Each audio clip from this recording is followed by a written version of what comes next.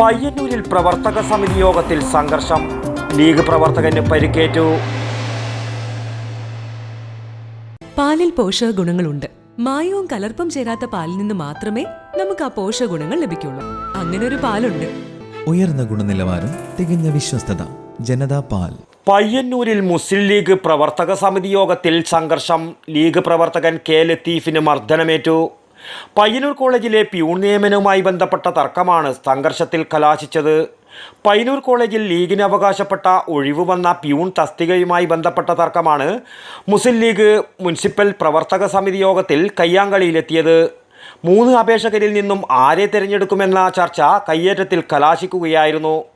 മർദ്ദനമേറ്റ league മുൻ municipal general secretary കൂടിയായ ലത്തീഫ് കോച്ചനെ പയ്യന്നൂർ പ്രിയദർശിനി ആശുപത്രിയിൽ പ്രവേശിപ്പിച്ചു. 3 യൂത്ത് ലീഗ് ഭാരവാഹികൾക്കെതിരെ ലത്തീഫ് കോച്ചൻ പോലീസിൽ പരാതി നൽകിയിട്ടുമുണ്ട്. News bureau, Payyanur. പാലിൽ പോഷക ഗുണങ്ങളുണ്ട്. മായവും കലർപ്പും ചേരാത്ത പാലിൽ നിന്ന് മാത്രമേ നമുക്ക് ആ പോഷക ഗുണങ്ങൾ ലഭിക്കുള്ളൂ. അങ്ങനെ ഒരു പാലില്ല എന്നല്ലേ ടീച്ചർ ഇന്നലെ പറഞ്ഞേ?